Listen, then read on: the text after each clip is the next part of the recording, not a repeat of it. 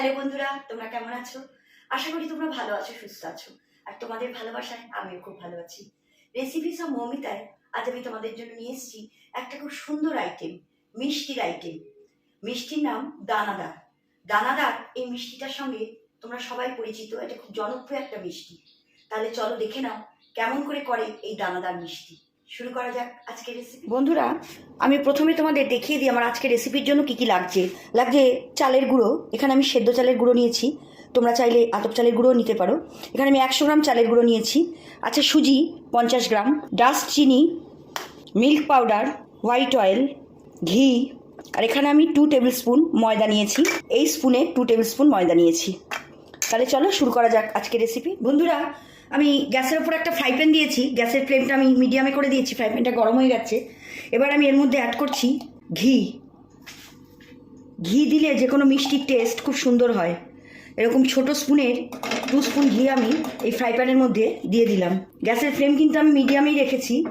আমার প্যানটা গরম হয়ে গেছে। এবার আমি এর মধ্যে অ্যাড করে দেব চালের গুঁড়ো। ফ্লেম কিন্তু আমি বাড়াবো না, কমে রাখবো। এবার হালকা করে এই চালের গুঁড়োটা আমি ঘিয়ের সঙ্গে নাড়াবো, খুব বেশি লাল করবো না। বন্ধুরা, গ্যাসের ফ্লেম কিন্তু আমি মিডিয়ামে রেখেছি। এবার আমি এর মধ্যে অ্যাড করছি সুজি। এটাও আমি একটু নেড়ে নেব। এবার আমি এর মধ্যে অ্যাড করে দেব ময়দা, অ্যাড করে দিচ্ছি চিনি, ডাস্ট চিনি যেটা করে রেখেছিলাম। এই সব কিছু দিয়ে এবার আমি কিছুক্ষণ এইভাবে নেড়ে নেব। দেখো বন্ধুরা, গ্যাসের ফ্লেম আমি মিডিয়ামে রেখেছি। এটা কিন্তু আমি খুব বেশি ভাজলাম না, জাস্ট একটু নেড়ে নিলাম। এই অবস্থায় গ্যাসের ফ্লেমটা আমি অফ করে দেবো। বন্ধুরা, আমি গ্যাসের উপর একটা কড়াই দিয়েছি। কড়াইতে আমি জল আর চিনি দিয়েছি। গ্যাসের ফ্লেমটাকে আমি মিডিয়ামের থেকেও কমিয়ে দিলাম। এবার এটাকে আমি ফুটতে দেবো, একটা রস তৈরি করব। আমি এরকমভাবে একটু হালকা ফ্রাই করে নিয়েছি।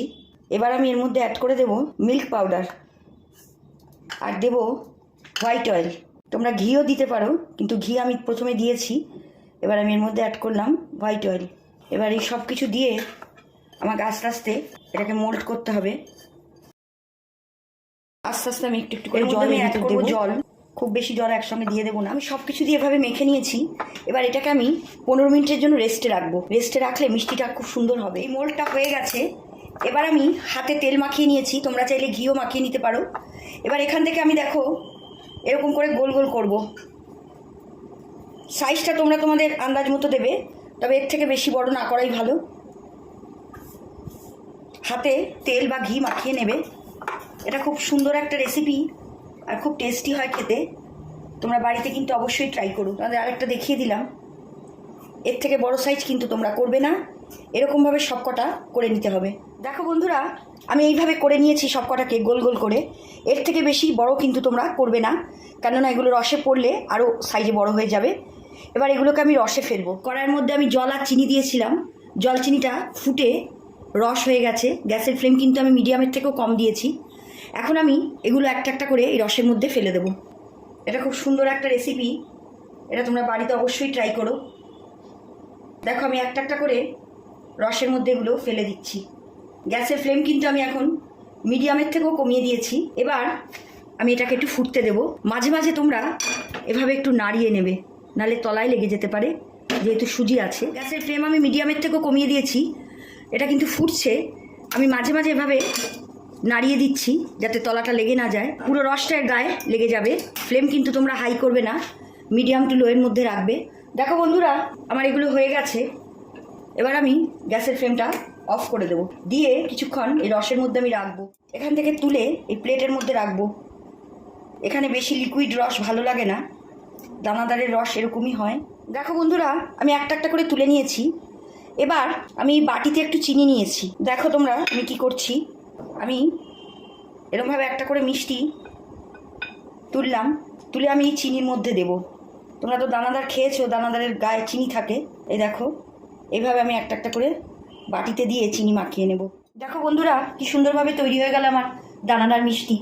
এটা খুব সুন্দর একটা রেসিপি। যখনই কোনো সুন্দর রেসিপি দেখি আমি তোমাদের সঙ্গে শেয়ার করি। আমি তোমাদের একটা কেটে দেখাচ্ছি কীরকম সফট হয়েছে। দেখো, এটা খুবই সুন্দর একটা রেসিপি আর করতেও খুব বেশি উপকরণ লাগে না। ঘরে থাকা সাধারণ উপকরণ দিয়ে আমি এটা করলাম। তোমরা বাড়িতে এটা অবশ্যই ট্রাই করো আর ট্রাই করে জানিও তোমাদের কীরকম লাগলো। আশা করছি তোমাদের ভালো লাগবে। আমাকে লাইক কমেন্ট করতে কিন্তু ভুলো না। আমার আজকের রেসিপি এখানেই শেষ। তোমাদের যদি আমার আজকের রেসিপি ভালো লাগে তোমরা আমার চ্যানেলটাকে লাইক কমেন্ট করো আর ফলো করো। তোমরা চাইলে আমার ইউটিউব আর ইনস্টাগ্রামেও ফলো করতে পারো। আমার লিঙ্ক আমি আমার প্রোফাইল ডেসক্রিপশন বক্সে দিয়ে দিয়েছি। তোমরা ইউটিউবে আমার চ্যানেলটাকে ফলো করলে অবশ্যই সাবস্ক্রাইব করো আর পাশে থাকা বেল আইকনটা অন করো, যাতে নতুন রেসিপির নোটিফিকেশন তোমরা খুব তাড়াতাড়ি পেয়ে যাও।